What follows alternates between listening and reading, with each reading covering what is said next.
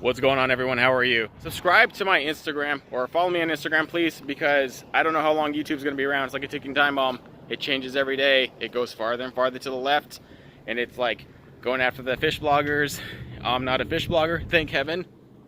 And I stay on top of like YouTube politics and the algorithm. I follow all those things very, very closely, so I foresaw a lot of things that happen to other people before they started happening. And so I'm able to avoid a lot of that, but who knows? It's only a matter of time before they ban fishing because, you know, hooking a fish is violating PETA rights or something. That's going to happen. I foresee it happening. I don't know. It could be tomorrow, it could be a few months from now, but eventually I think channels like myself will probably be deleted also. They just delete channels at random. Gone. Gone. Like tomorrow, TBNation could not be there. And if it's not there, please follow me on Instagram. It's the only one out there currently right now that's even able to compete with YouTube, because it has a lot better following for stories and posts, and it also has 10-minute videos through IGTV.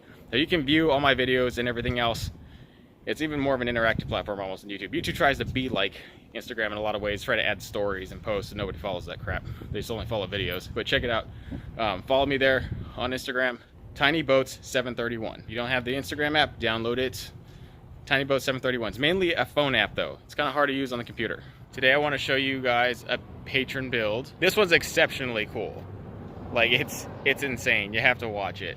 You have to see it. And he is going to give us his own overview in his own words and show you part by part all the compartments, just like Joey did for my last build.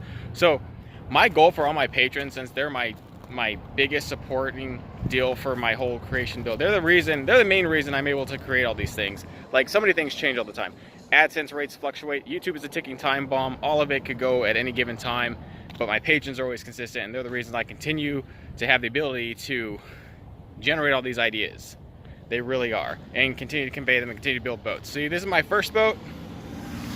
See how terrible that was? I made a video about not to do it that way because it was so bad. And then this is my current boat, along with these other ones. The reason I was able to do that, if any of you who've been following me since day one saw a dramatic shift, patrons are why. So my whole deal for patrons is because you guys are here and you're helping me do these things, you're helping me to spread my ideas and be creative and fulfill this part of my life. I want to help you build your first boat like this, so you don't have to go through the painstaking deal of 15 boats. I've already done that for y'all.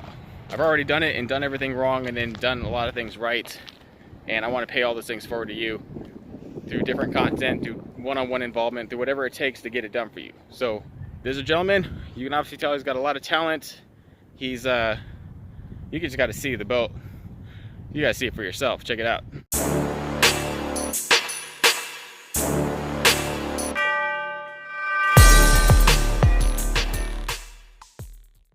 Hey everyone, meet Brian Smith and his father, who both teamed up to build this Sea King into a yak killer, unlike anybody has ever seen. Throughout Instagram, throughout Facebook, and throughout YouTube, all platforms, nobody has put out a yak killer like this, let alone the framing style that he took, the steps that he took, and the dry hatch system that he used, which I have initially been afraid of to do because I was unsure how it would actually come out in a tiny boat. They took the risk and did it, and pretty epic. Not to include that, but how they did their hatches. I know you can't tell right now because you're seeing all the plumbing, all the restructuring, because we were showing this photo diary from the ground up, but the way he restructured everything, the way he made his hatches, very, very, very similar to that of how the standard boat companies do them. And most of this boat is aluminum. It's like 99% aluminum, with only a few small panels in there for like decorative paneling and or securing stuff. That's it. Everything else is either high density plastic or aluminum, and of course foam. He used standard bus bars and fuse blocks, and he put dielectric grease everywhere that the wire has been unexposed, which is a pretty smart move. That's the way you should do it. He's also got battery selector switches.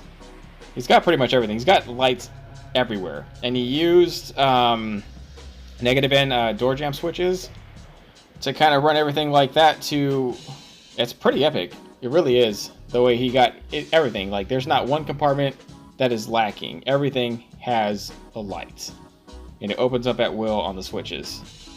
But now we're getting to my favorite part of this build, how he did the dry hatch system and his hatches. He made a raised lip on the hatches. Not only did he make his hatches completely out of aluminum, but he used them to accommodate this type of dry hatch system with a raised lip, which is what most major boat companies use to channel water around the hatches to dry off into bleed ports or down into the major, the cockpit right there, out into the bilge.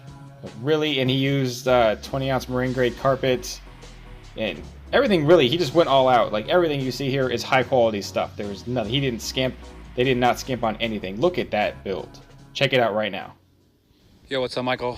Brian Smith, video number 1 for this Montgomery Ward Sea King. Trying to break it down here for you. Let's see if I can switch this camera on to the other side. Wood compartment in the back. Just give you a quick view of this. I made it removable so I would be able to have that side and this side accessible toward just storage, you know, just like I showed you in those other pictures. We have the soft material here, a light in every single one, the same LEDs off your Amazon kit. Got a door jamb from an Acura. You know what that does, kills the ground. You've seen the gas tank, pretty much as simple as that. We put this one LED light facing a little tight, needs to get worked, probably could do some trimming. So the rod locker is a little tight right now. I guess I'm just storing the paddle in there. Looks like we put a shock, just one shock's really, I guess, all I needed. We went with these 50, we want the square aluminum just for support sakes over there. I only needed that one piece there just so that it didn't wobble. As you can see, I chose to do all the decking instead of wood. We had 1/8 inch aluminum that I was able to get. I had some of it and we bought some more. It was quite expensive, and as yes, like you predicted in your older videos, it is quite heavy. With all the buoyancy of all the foam I put in here, still balances well, but it's definitely pretty evenly weighted. Yes, it might not be the most buoyant, and yes, if water was to push down like a ton, it could sink, I guess, like you proposed. But where I live, it was 33 degrees last night. I take all this wood off and keep it inside, and my full aluminum boat, it makes me feel good about this thing lasting a long time and not having to worry about rot and all that lacquering of all that wood and sealing and shit. So my dad conned me into getting the aluminum. Again, I'm not 100% about loving it, but it is some solid doors. There's lights, of course, for it. The same kind of padding, the same wall look, metal looking black laminate or whatever it is. There's a nice light underneath that rail there that points towards all the holes down below where the poles go. Box, classic box, like you said. Pretty much almost all the hatches have the dry lip. Maybe not all of them, but you know, like the gas tank doesn't, other ones, but pretty typical here. There's a timer for the live well, all the stuff that you sell on your Amazon thing. Since I have this open, let's talk about these hatches here and how we chose to do the locks here. We had to have something to clip onto, so we would put it in, and we needed to make a frame for something to, you know, have those latches connect to. So hence square aluminum, really light. Just cut this out here to fit it in the right spot. You know, of course, when you're building that, you got to do it all before you carpet and everything. So you got to prep a little bit, think ahead. Up there many times, messed up, but you know, it is what it is. It's pretty simple. It works. You know, cut that bar off and tighten everything up, get it right so it fits, and you know, with some pluses and minuses, it makes it happen. I'm pretty happy with it. Switches are to the left of that is where the electric box is, out here. So as you can see, I can slide this board in and out to be able to access everything down here. Slide it right back in, boom, money. Moving on to the batteries. Originally I started the batteries up there just to see how the balance was in that middle one there, but decided to move it back just to get a little more weight towards the back and see if that got the front up any bit or not. These boards are just to keep the batteries down, just in case it bounces. Put this padding on just so it smushes up nicely against here. This was our first prototype on how we could make some sort of less wobble in the metal if we're standing on it. This is way too heavy. I would get rid of this shit real quick and just put that square aluminum. Flat aluminum. I didn't need this many for different reasons why I chose it on this one, but flat aluminum pushing down, holding carpet in place. Same over here too. Fold the carpet over in flat aluminum with some, you know, some screws, and screw right into the square aluminum, and you know, literally just smash the carpet up in there. and that's okay. Let's start with the live well. So inside, of course, in and out flow, you know, pulling that switch. I forget the name of it at the moment, but all the stuff that I learned off of your guys' site and on all your YouTube videos of people getting that one. So yeah, it's set up and dialed, good to go.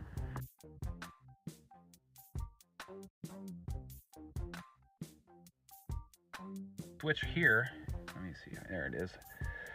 I have a switch so that I can run from one battery compartment to the other battery compartment. The one up in the front has cables ran to it, and the one in the back that's currently and has cables in it. So I'm able to switch between compartment number 1 and compartment number 2. The other way. This is just where I store stuff, emergency stuff. Good to have all that. I kind of made this out of our board, to be the truth. I made this box out of rigid board and made it deep and sloped with what the boat offered. Kind of wanted to just make as much room out of this compartment as I possibly could.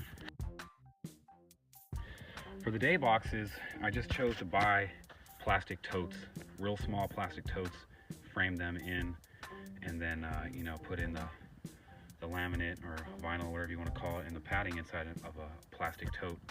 So it was really easy for me to make the boxes because I just put a box in there, framed it, and then lined it and called it done. I'm in Coda for fucking 10, 12 years or something like that. Like that and that. On the front, of course, got my reds and greens. Pretty well dialed. Chose to do this lip here, like for around a car. I think they do it for, what is it, like vehicle doors where it clamps over something and kind of holds it in place. We did that around this whole piece here and screwed it in so it wouldn't have any rough edges, anything of that nature. Some handles on the front so that I could grip the handle. Back here, I did the same thing with some of these extra pieces here so that I could have no edges at all around the boat. This is really nice when I'm at, you know, dock and stuff, bumping shit, you know, walking by with my arm, bumping stuff. All right, let me know what you thought about that. Pretty cool. If you want to check out Patreon, it's www.patreon.com/TBNation. The link is right up here, and it's also in the iCard and in the description link below. See if it's something you want to do. I'm also going to be posting like some bait making videos, like one here and there, like few and far in between. Nobody freak out and unsubscribe because the primary deal is still the boat deal. I'm a DIY fishing creating channel. That's what I do. So those are going to come. All right.